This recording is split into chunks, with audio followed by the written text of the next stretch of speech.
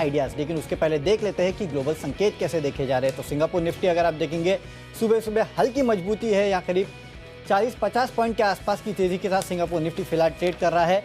और अगर आप देखेंगे तो ओवरनाइट यूएस के जो मार्केट के क्यूज थे वो उतने ख़राब भी नहीं थे। नो डाउट वहाँ पे उतार चढ़ाव के साथ कामकाज देखने मिला, लेकिन फेड के तरफ से जो मिनट्स निकल के आए हैं वो शायद उतने ख़राब नहीं है। और कहीं ना कहीं ये समझ में आ रहा है कि उतनी एग्रेसिव रेट हाइक जो है वो फेड के तरफ से ना देखने मिले। और इसके लिए शायद मेरे ख्याल से सिंगापुर निफ्टी आपको करीब 40-50 पॉइंट के आसपास की तेज़ी दिखा रहा है। डाउ जोन्स में भी देखिए निचले 100 से आखिरी में, नैस्डैक में भी निचले 100 से बेहतरीन रिकवरी देखने मिली। अगर ये बैंड शायद नहीं आते तो मेरे ख्याल से, या फिर इसका अंदाज़ा मार्केट को नहीं होता, तो शायद इस तरह की तेज़ी आपको लास्ट हाफ में देखने नहीं मिलती। चलिए ये तो ठीक है, लेकिन हमारे लिए ग्लोबल मार्केट्स अब ये हाल है कि यूक्रेन और किसी के बीच में, रशिया के बीच से या फिर यूएस के बीच से कुछ भी बैन निकल के आ सकता है, नाटो का कोई भी बैन निकल के आ सकता है और उसके ऊपर मार्केट शायद ज़्यादा रिएक्शन दे, फेड की किसी मिनट्स या फिर बाकी किसी चीज़ पे शायद कम रिएक्शन दे। लेकिन इसके साथ साथ हमारे आज वीकली एक्सपायरी भी है, तो इस पर भी आपको नज़र रखनी है। तो काफ़ी सारी चीज़ें जिस पर आपको नज़र रखनी है, लेकिन सबसे इम्पॉर्टेंट है रशिया और यूक्रेन का इशू।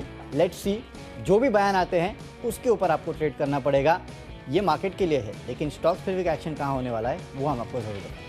बिल्कुल वरुण, इनफैक्ट जिस तरह से आप बता रहे थे ना कि ग्लोबल अनसर्टेनिटी, खासकर जो यूक्रेन और रशिया के बीच में अभी विवाद चल रहा है, वहाँ पर कहीं ना कहीं फोकस जो है हमारा लगातार बना रहेगा। उससे मार्केट जो है वो अप और डाउन दोनों ही होंगे।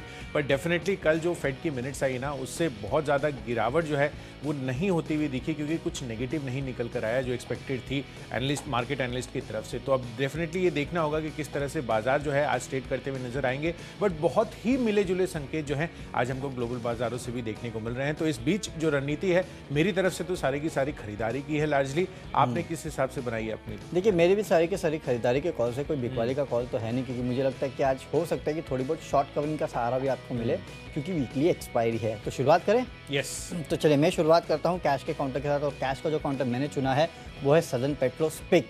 इसमें आपको खरीदारी करके चलना है, क्योंकि यहाँ अगर आप देखेंगे तो नतीजे आए हैं कंपनी के, और नतीजे कंपनी के साल दर साल काफ़ी बेहतरीन है। कंपनी की कुल आय में करीब 19% की बढ़ोतरी है, माफ़ कीजिएगा, आय जो है 15.5% बढ़ी है। एबिटा देखिए 4.5 गुना हुआ है। मार्जिन जो है 3.1% से बढ़ के 12.9% पे हुए हैं, और मुनाफा जो है 9-9.5 गुना बढ़ा है। तो हर पैमाने पे अगर आप देखेंगे तो साल दर साल मजबूत नतीजे हैं। ट्रेडर्स फेवरेट काउंटर भी है, तो यहाँ पे आपको तेज़ी देखने मिल सकती है। 56 के लक्ष्य के लिए खरीदारी करना है। 53 रुपीज़ का एक स्ट्रिक्ट स्टॉप लॉस इस काउंटर में रखना है आपको। बिल्कुल। तो चलिए कैश स्पेस से मेरी जो पिक है आज के लिए वो है क्वेस्ट कॉर्प पर। यहाँ पर प्रमोटर पॉजिटिव एक्शन करते हुए नजर आ रहे हैं, बाइंग आ रही है। 15 फरवरी को करीब 0.09% हिस्सेदारी जो है यहाँ पर ये खरीदते हुए नजर आए हैं। और वैसे भी अगर आप देखें तो quest Corp largely fairly large company है स्टाफिंग स्पेस में, और कहीं ना कहीं जिस तरह से यहाँ पर प्रमोटर की तरफ से और ख़रीदारी बढ़ रही है वो डेफिनेटली इसके लिए काफ़ी अच्छा रुझान आज के सत्र में बना सकती है। तो 579 की प्राइसिंग है, 600 रुपये का टारगेट रखिए, 570 का आपको स्टॉप लॉस रखना है। चलिए बढ़ते हैं अपनी अगली कैटेगरी जो है फ्यूचर्स की, और आज मैंने फ्यूचर्स में चुना है एक स्टॉक गेल का। आप देखिए यहाँ पर जिस तरह से हेडलाइंस में वरुण भी आपको बता रहे थे कि जो ग्रीन हाइड्रोजन पॉलिसी है उसका आज ऐलान हो सकता है, और उसके तहत आप देखिए यहाँ पर गेल ने अक्टूबर 2021 में ये चीज़ कही थी कि यहाँ पर वो भारत का सबसे बड़ा ग्रीन हाइड्रोजन प्लांट जो है वो लेकर आना चाहते हैं, ताकि जो नेचुरल गैस कारोबार है वो कार्बन फ्री फ्यूल से सप्लीमेंट हो सके। तो ऐसा उन्होंने ये अक्टूबर 2021 में कहा था, और ये पॉलिसी आने के बाद अब देखिए यहाँ पर और फर्दर तेज़ी आज के सत्र में बनती हुई नज़र आ सकती है। तो फोकस में सारी की सारी जो कंपनियां हैं ग्रीन हाइड्रोजन से जुड़ी हुई वो रहेंगी, और इसी वजह से गेल मैंने चुना है इस स्टॉक को 143 के टारगेट के लिए। 136 आपका स्टॉप लॉस बनेगा। चलिए, तो जो ग्रीन हाइड्रोजन की स्टोरी आपको कुशल ने सुनाई है उसके बेसिस पे मैंने भी आईओसी लिया है, क्योंकि अगर ग्रीन हाइड्रोजन में कोई सबसे बड़ा काम कर रहा है गेल तो है, उसके अलावा आईओसी है। इनफैक्ट मैंने 2-3 क्वार्टर्स पहले इस कंपनी के मैनेजमेंट से बात की थी, तब इन्होंने कहा था कि हाइड्रोजन के ऊपर ये काफ़ी काम कर रहे हैं। तो मेरे ख्याल से उसका इम्पैक्ट आज आपको आईओसी पे भी देखने मिलेगा। यहाँ पे आप खरीदारी करके चल सकते हैं। 125 के लक्ष्य के लिए 120 का स्टॉप लॉस रखना है। याद रखिएगा कल स्टॉक में अच्छी खासी तेज़ी आई थी, करीब 2.5% के आसपास की। इसके लिए अपना स्टॉप लॉस जो है वो यहाँ पे काफ़ी स्ट्रिक्ट रखिएगा। चलते अगली कैटेगरी जो कि है ऑप्शंस की कैटेगरी, और ऑप्शंस में मैंने चुना है एक फार्मा कंपनी डॉक्टर रेड्डीज को। 4350 का कॉल ऑप्शन जो है वो आपको खरीदना है। 80 के लक्ष्य देखने मिलेंगे। 52 का स्टॉप लॉस रखिएगा। कल हमने देखा था कि काफ़ी सारी फार्मा कंपनीज जैसे कि डीवीज लैब हो गया, डॉक्टर रेड्डीज हो गया, यहाँ पे अच्छी खासी तेज़ी आई थी। मुझे लगता है कि ये मोमेंटम जो है यहाँ और भी जारी रहने वाला है। आज नहीं तो कल आपको ये लक्ष्य जो है डॉक्टर रेड्डीज में ज़रूर देखने मिलेंगे। यहाँ पे खरीदारी कीजिएगा। 80 के लक्ष्य आपको 4350 के कॉल ऑप्शन में देखने मिल सकते हैं। बिल्कुल, तो बेस्ट ऑप्शन में यहाँ पर डॉक्टर रेड्डीज पर फोकस रखना है। साथ ही आपको यहाँ पर नज़र रखनी है ऑप्शंस कैटेगरी में टाटा मोटर्स पर। टाटा मोटर्स का कॉल ऑप्शन खरीद कर चलिए। दरअसल यहाँ पर एक खबर आती हुई दिख रही है कि जैगवार लैंड रोवर जो आप देखिए यहाँ पर एनवीडिया नामक एक कंपनी है, उसके साथ इन्होंने सालों के लिए पार्टनरशिप का करार कर लिया। इनफैक्ट 2025 से सारी नई जैगवार और लैंड रोवर की गाड़ियों में एनवीडिया ड्राइव सॉफ्टवेयर रहेगा, यानी कि जो ऑटोमेशन सॉफ्टवेयर है उसके लिए इन्होंने एनवीडिया के साथ करार किया है। तो ऑटोमेशन सिस्टम जो हैं वो इनके काफ़ी हद तक इम्प्रूव होते हुए दिखेंगे और नई तकनीकों के साथ इनकी गाड़ियां जो हैं लैस होती हुई नज़र आएंगी। तो डेफिनेटली टाटा मोटर्स पर नज़र रखिए। आज की खबर के हिसाब से ये काफ़ी अच्छी तेज़ी बनाता हुआ दिख सकता है। तो 500 रुपये का कॉल ऑप्शन, 11 रुपये की प्राइसिंग है, 18 रुपये के टारगेट के लिए खरीदारी करनी है। 7 रुपये ये आपका स्टॉप लॉस बनेगा। चलते हैं अगली कैटेगरी जो कि है टेक्निकल पिक, और कुशल से जानते हैं कि उनको कौन सा टेक्निकल स्टॉक पसंद है। कुशल, देखिए, टेक्निकल चार्ट्स के आधार पर ना वरुण, सोना BLW यहाँ पर आपको खरीदारी करने की राय है। दरअसल अगर आप देखेंगे कल का चार्ट वो तो बहुत ज़्यादा पॉजिटिव नहीं लगेगा, पर कहीं ना कहीं अगर आप पिछले एक साल का पूरा चार्ट देखेंगे ना तो 350 रुपये से ऑलमोस्ट 650 रुपये की जर्नी जो है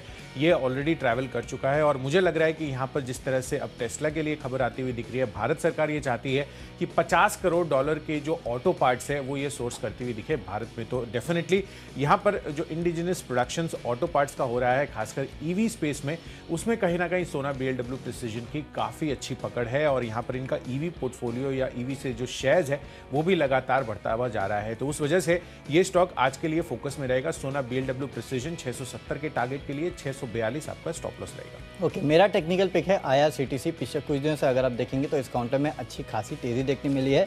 लोगों का इंटरेस्ट जो है फिर से इस काउंटर की तरफ आ रहा है। तो मुझे लगता है कि एक स्टॉक आपको थोड़ी बहुत रनअप जो है और दिखा सकता है। 855 के लक्ष्य के लिए आप यहाँ खरीदारी कर सकते हैं। 810 का एक स्टॉप लॉस आपको इस काउंटर में रखना है। अगला है फंडा पिक और फंडामेंटल टाटा मोटर्स DVR। यहाँ पे आपको खरीदारी करना है क्योंकि टाटा मोटर्स में जिस तरह से अब JP मॉर्गन के मेरे ख्याल से रिपोर्ट आई है जहाँ पे 630 के आसपास के लक्ष्य दिए गए हैं, तो उसका इम्पैक्ट आपको टाटा मोटर्स पे भी देखने मिलेगा। और वैसे भी याद रखिएगा, अगर टेस्ला की तरफ इस तरह की शर्तें रखी गई है तो उसका इम्पैक्ट आपको टाटा मोटर्स पे देखने मिलेगा, क्योंकि टेस्ला के अलावा अगर भारत में कोई सबसे ज़्यादा EV की गाड़ियाँ फिलहाल बेच रहा है, टेस्ला तो वैसे फिलहाल इतना नहीं बेच रहा है, लेकिन टेस्ला के रोक से अगर किसी को फायदा होगा तो वो टाटा मोटर्स है। तो इसके चलते भी आपको टाटा मोटर्स और टाटा मोटर्स DVR दोनों पे नजर रखना है। टाटा मोटर्स DVR मेरे टीम में है। 250 रुपये के लक्ष्य के लिए खरीदारी कीजिएगा। 234 का आपको एक स्ट्रिक्ट स्टॉप लॉस इस काउंटर में रखना है। बिल्कुल, तो टाटा मोटर्स के साथ साथ टाटा मोटर्स DVR हमारी टीम में आज शामिल है, जहां पर आपको फोकस रखना है। और इसमें फंडा पिक में मैंने चुना है जुबिलेंट इंग्रेविया का काउंटर। दरअसल यहां पर कंपनी ने जो डाइकेटीन्स और उसके डेरिवेटिव्स हैं उसके लिए नई फैसिलिटी का ऑलरेडी कमीशन कर दिया। इसके कॉन कॉल में इन्होंने ये कहा था कि ये ऑन ट्रैक है और अब ये फाइनली कमीशन होता हुआ दिख रहा है। और साथ ही कंपनी ने ये जो नई फैसिलिटी लगाई है, इसमें डाइकेटिन के जो वैल्यू एडेड प्रोडक्ट्स हैं वो मैन्युफैक्चर होते हुए नजर आएंगे। और पिछले साल ही कंपनी ने ये कहा था कि स्पेशलिटी केमिकल कारोबार में करीब 550 करोड़ रुपए अगले 3 सालों में ये निवेश करने वाली है। तो जाहिर सी बात है कि यहाँ पर अच्छी इंक्रीमेंटल एनुअल रेवेन्यू एक्सपेक्टेड है स्पेशलिटी केमिकल पोर्टफोलियो से। और आगे के लिए जो इनकी ग्रोथ ट्रेजेक्टरी है, स्पेसिफिकली अगर आप देखें डाइकेटिन से, वो काफ़ी अच्छी बढ़ती हुई नजर आई। इथाइल एसीटेट तो है ही है इनके पोर्टफोलियो में, बट डेफिनेटली जुबिलेंट इंग्रेविया ये जो नई डाइकेटिन और डेरिवेटिव्स के लिए प्लांट कमीशन किया है, इससे इनको काफ़ी बड़ा फायदा आगे चलकर मिल सकता है। तो अगले 1 साल के लिए आपको ऑलमोस्ट 25 से 30% ये कंजर्वेटिव बेसिस पर टारगेट दे रहा हूँ। 650 रुपए के लक्ष्य के लिए आप खरीदारी कर चल सकते हैं। चलिए आगे बढ़ते हैं अपनी इन्वेस्टमेंट पिक की तरफ। और निवेश के लिहाज से मुझे अशोक लेलैंड काफ़ी ज़्यादा पसंद आ रहा है। लगातार आप देखिए कंपनी टाई अप्स करती हुई जा रही है, खासकर जो ऑटोनॉमस जो व्हीकल्स हैं उसके लिए। आप देखिए टाटा मोटर्स के बारे में भी मैंने आपको बताया कि एनवीडिया के साथ जो इन्होंने करार किया है।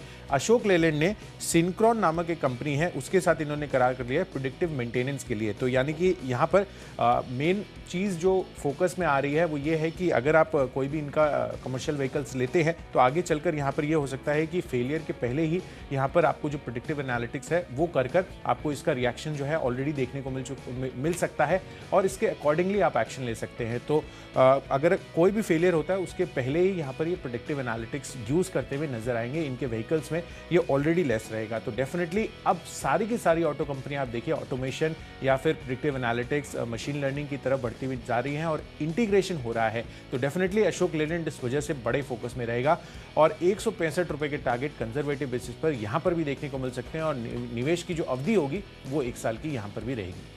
चलिए, निवेश के जरिए जो स्टॉक मुझे पसंद है वो है हिम्मत सिंह सीड। देखिए, इस काउंटर को हम पहले भी अपने चैनल पे बता चुके हैं। अब ये काउंटर जो है गिर के काफ़ी अच्छे लेवल्स पे आ चुका है। मार्केट की गिरावट के साथ इसमें भी गिरावट आई, लेकिन कल आपने देखा फिर से एक बार टेक्सटाइल स्पेस में कहीं ना कहीं खरीदारी आ रही है। तो जैसे ही मार्केट में थोड़ा बहुत रिबाउंड आएगा ना, ये एक स्पेस है जो कि लोगों का फेवरेट है और यहाँ पे आपको जो अच्छा स्टॉक लगता है वो चुनिएगा। मुझे हिम्मत सिंह सीड अच्छा लगता है क्योंकि इस कंपनी की एक तो बहुत बड़ी आय का पोर्शन जो है वो एक्सपोर्ट से भी आता है। मेरे ख्याल से 40-45% के आसपास है। I am not sure, but मेरे ख्याल से इसी के आसपास का फिगर है जो कि एक्सपोर्ट से आता है। और आपने देखा कि इस तरह से इंडिया जो है लगातार एक्सपोर्ट्स का फ़ायदा उठाते जा रहा है, तो उसका फ़ायदा आने वाले क्वार्टर्स में भी इस कंपनी को होगा। नो डाउट मार्जिन प्रेशर की स्टोरी जो है वो अक्रॉस इंडियन कंपनीज जो है वो आपको देखने मिल रही है, तो ये भी उससे अचूका तो है नहीं, but no doubt business model जो है वो काफ़ी अच्छा है और एक्सपोर्ट्स पे काफ़ी निर्भरता है और जिन लेवल्स पे मिल रहा है वो काफ़ी लिक्विडेटिव है। 300 के ऊपर का 50-week हाई है इस काउंटर का और वहाँ से देखिए करीब 100 रुपये नीचे आपको मिल रहा है। इसके लिए अपॉर्चुनिटी अच्छी है, इस काउंटर को खरीद लीजिएगा। 6 महीने का तो फिर भी मैंने बहुत लंबा आपको टारगेट दे दिया। अगर यहाँ से मार्केट में अच्छी खासी तेज़ी आती है तो 250 के लेवल तो आपको ये शायद महीने 2 महीने में दिखा देगा। यहाँ पे आपको निवेश करके चलना है। अब चलते हैं अगली कैटेगरी जो कि है खबरों के दम पे। खबरों के दम पे जो स्टॉक मुझे पसंद है वो है शेफलर इंडिया। यहाँ पे आपको खरीदारी करना है क्योंकि इस कंपनी के नतीजे आए हैं। नतीजे काफ़ी बेहतरीन है। रेवेन्यू, मार्जिन, मुनाफा सब जगह ईयर ऑन ईयर, क्वार्टर भी बढ़ोतरी देखने मिली और काफ़ी कम कंपनियां ऐसी है जहाँ पे इस तरह की क्वार्टर और ईयर ऑन ईयर बढ़ोतरी देखने मिली। उसमें से एक शेफलर इंडिया है। 16 रुपये प्रति शेयर का डिविडेंड का ऐलान भी किया है। इसके चलते खरीदारी कीजिएगा 1700 के लक्ष्य के लिए। 1600 का स्टॉप लॉस भी आपको यहाँ रखना है। बिल्कुल, तो दमदार नतीजों के बाद शेफलर इंडिया यहाँ पर आपको फोकस रखना है और मुझे लग रहा है कि यहाँ पर इस वजह से डेफिनेटली तेज़ी हो सकती है, जैसा कि वरुण आपको बता रहे हैं रिजल्ट्स वाइज। और यहाँ पर मेरी तरफ से जो पिक है वो है BHEL का। आप देखिए यहाँ पर ये बैंड से बाहर निकलता हुआ दिखा है स्टॉक, और जब भी कोई स्टॉक बैंड से बाहर निकलता है तो वहाँ पर आपको एक अच्छी बाइंग स्प्री देखने को मिलती है सभी स्टॉक्स में। तो यहाँ पर इस वजह से BHEL पर फोकस रखना है। 57 रुपये के टारगेट के लिए 54 रुपये आपको स्टॉप लॉस लगाना होगा। चलते हैं आखिरी कैटेगरी जो कि है माई चॉइस की कैटेगरी और तीनों की तीनों खरीदारी के कॉल है। सबसे पहले अडवाणी होटल्स। यहाँ पे आज आपको खरीदारी करना है क्योंकि कल एक डिस्क्लोजर आया जिसमें इन्होंने बताया कि दमानी जी ने यहाँ पे अपना हिस्सा जो है वो बढ़ाया है। बेसिकली यहाँ पे ड्राइव इन्वेस्टमेंट की तरफ से और राधा किशन दमानी और श्रीकांत देवी दमानी जी की तरफ से हिस्सा बढ़ाया गया है। 14 और 15 फरवरी को यहाँ पे 0.31% के आसपास की हिस्सेदारी जो है इस कंपनी में खरीदी गई है। आपको याद होगा पहले खबर भी आई थी कि डेल्टा कॉर्प ने यहाँ पे हिस्सा बेचा था, तो मेरे ख्याल से वही हिस्सेदारी है जो पे यहाँ के खरीदी गई है। इसके चलते आज स्टॉक में अच्छी खासी तेज़ी देखने मिल सकती है। 86 के लक्ष्य के लिए खरीदारी कीजिएगा। 81 का स्टॉप लॉस रखना है। अगला स्टॉक है मवाना शुगर। यहाँ पे आपको खरीदारी करना है क्योंकि यहाँ पे एक फंड के तरफ से कल खरीदारी की गई है। करीब 2.65 लाख शेयर जो है उसको खरीदा गया है 104 के आसपास के भाव पे। तो मेरे ख्याल से फंड्स की तरफ से खरीदारी हुई है और कल ये स्टॉक अपर सर्किट पे भी था और आखिरी में देख रहा था कि काफ़ी सारे ऑर्डर जो है वो पेंडिंग भी थे, यानी कि अभी भी बाइंग का एपेटाइट है इस काउंटर में। इसके लिए खरीदारी करना है 113 के लक्ष्य के लिए। 107 का स्टिक स्टॉप लॉस रखिएगा। और आखिरी काउंटर है LJVN। यहाँ पे आपको खरीदारी करना है क्योंकि इस कंपनी ने राजस्थान इलेक्ट्रॉनिक्स एंड इंस्ट्रूमेंट्स के साथ सोलर प्रोजेक्ट्स के डेवलपमेंट के लिए करार किया है। तो इस खबर के चलते हो सकता है कि थोड़ा बहुत अब तक इस काउंटर में देखने मिले। 32 के लक्ष्य के लिए खरीदारी कीजिएगा। स्टॉप लॉस काफ़ी स्ट्रिक्ट रखना है 30 रुपये का। बिल्कुल, तो चलिए यहाँ पर SJVN पर फोकस रहेगा। साथ ही माई चॉइस कैटेगरी में पहला कॉल है मेरा NMDC पर, जहाँ पर खरीदारी करने की राय है। कल के सत्र में भी यहाँ पर जो चार्ट स्ट्रक्चर है वो पॉजिटिव होता हुआ दिखा था, तो 157 रुपये के टारगेट की खरीदारी करनी है। 150 रुपये का आपको स्टॉप लॉस रखना है। साथ ही दूसरा कॉल है मेरा आयशर मोटर्स पर। यहाँ पर आपको फोकस रखना है क्योंकि जिस तरह से यहाँ पर कंपनी के आगे की जो ग्रोथ आउटलुक है वो काफ़ी ज़्यादा पॉजिटिव हो रही है, खासकर एक्सपोर्ट मार्केट्स को लेकर, क्योंकि चिप्स की जो शॉर्टेज है वो कहीं ना कहीं अब कंपनी के लिए कम होती हुई दिख रही है। नए सप्लायर्स ऑनबोर्ड करते हुए नजर आ रहे हैं, तो डेफिनेटली इनके लिए आगे चलकर काफ़ी ज़्यादा पॉजिटिविटी बन सकती है। पर आज के लिए भी ये अगर आप देखें तो खबर के लिहाज से पॉजिटिव है। तो 2785 रुपये के टारगेट के लिए यहाँ पर खरीदारी करनी है। 2670 रुपये का आपका स्टॉप लॉस बनेगा। और आखिरी कॉल है मेरा सोनाटा सॉफ्टवेयर पर। आप देखिए लगातार इस हफ्ते मेरा IT पर फोकस रहा है और आज भी मुझे लग रहा है कि यहाँ पर ये स्टॉक बहुत ज़्यादा तेज़ी अब तक नहीं दिखाया है। इनफैक्ट यहाँ पर जिस तरह का करार इन्होंने किया था पिछले हफ्ते, जहाँ पर ये खबर आई थी कि माइक्रोसॉफ्ट क्लाउड के साथ इन्होंने रिटेल के लिए करार कर लिया है, तो डेफिनेटली ऑलरेडी इनकी जो पार्टनरशिप है वो पिछले 30 साल की है। तो मुझे लग रहा है कि उस वजह से कहीं ना कहीं आज जो मोमेंटम है, इनफैक्ट इस हफ्ते पूरा जो IT स्टॉक्स ने मोमेंटम पकड़ा है वहाँ पर अच्छी तेज़ी बन सकती है। तो 780-81 रुपये की प्राइसिंग है। 805 का टारगेट रखना है आपको, पर 770 रुपये आपको स्टॉप लॉस भी नहीं भूलना है। चलिए, तो स्टॉक्स की सूची पूरी हो चुकी है। फटाफट देख लेते हैं हमारी टीम्स का रिकैप। सबसे पहले कैश का काउंटर है पिक, जहाँ पे आपको खरीदारी करना है। नतीजे अच्छे हैं, उसके चलते तेज़ी हो सकती है। फ्यूचर्स में आईओसी में करिएगा खरीदारी। ऑप्शंस में डॉक्टर रेड्डीज का 4350 का कॉल ऑप्शन खरीदना है 80 रुपये के लक्ष्य के लिए। टेक्निकली IRCTC अच्छा लगता है। फंडामेंटली टाटा मोटर्स का DVR जो है वहाँ पे आपको खरीदनी है खरीदारी। निवेश करना है हिम्मत सिंह सीड में, अच्छे लेवल्स पे मिल रहा है। फंडामेंटल्स अच्छे हैं, अगले 6 महीने में 250 के लेवल दिखा सकता है। खबरें शेफलर इंडिया में है। इसके अलावा माई चॉइस में अडवाणी होटल्स, मवाना शुगर और SJVN में आपको करनी है खरीदारी। और आज का मेरा बेस्ट पिक है शेफलर इंडिया, जहाँ पे नतीजे आए हैं। नतीजे काफ़ी बेहतरीन है कंपनी के, साथ ही साथ 16 रुपये प्रति शेयर का डिविडेंड भी दिया है। 1700 के लक्ष्य के लिए करिएगा खरीदारी, 1600 का रखना है स्टॉप लॉस। बिल्कुल, तो चलिए कैश प्रेस से क्वेस्ट कॉर्प प्रमोटर की तरफ से पॉजिटिव एक्शन होता हुआ दिखा है, तो 600 रुपये के टारगेट की खरीदारी करनी है। साथ ही फ्यूचर्स में गेल खरीद कर चलिए। जिस तरह से हाइड्रोजन पॉलिसी आज लॉन्च होने वाली है, उस वजह से ये सारे के सारे स्टॉक्स फोकस में रहेंगे। Tata Motors, Jaguar land rover ने एनवीडिया के साथ जो करार किया है, उस वजह से यहाँ पर भी अच्छी तेजी बन सकती है। और साथ ही टेक्नोपिक के आधार पर सोना, BLW, यहाँ पर आपको खरीदारी करने की राय है। फंडा पिक में जुबिलेंट इंग्रेविया अगले 1 साल में 650 रुपये के टारगेट देखने को मिल सकते हैं। जो डाइकेटिन्स का इन्होंने फैसिलिटी शुरू की है, वो पॉजिटिव रह सकता है। निवेश के लिहाज से अशोक लेलैंड पर फोकस रखिए। 165 के टारगेट अगले 1 साल में यहाँ पर भी देखने को मिल सकते हैं। खबरों के दम पर BHEL आउट ऑफ बैन होता हुआ दिखा है, तो 57 रुपये का टारगेट यहाँ पर रखिए। और माई चॉइस कैटेगरी में NMDC, आइशर मोटर्स और साथ ही सोनारा सॉफ्टवेयर में आपको आज के लिए खरीदारी करके चलनी है। और आज के लिए मेरा बेस्ट पिक है Jubilant Ingrevia. Long term portfolio में अपने शामिल कर सकते हैं। अगले 1 साल में 650 रुपये के टारगेट्स कंजर्वेटिव बेसिस पर आपको देखने को मिल सकते हैं, तो इनके लिए काफ़ी पॉजिटिव है।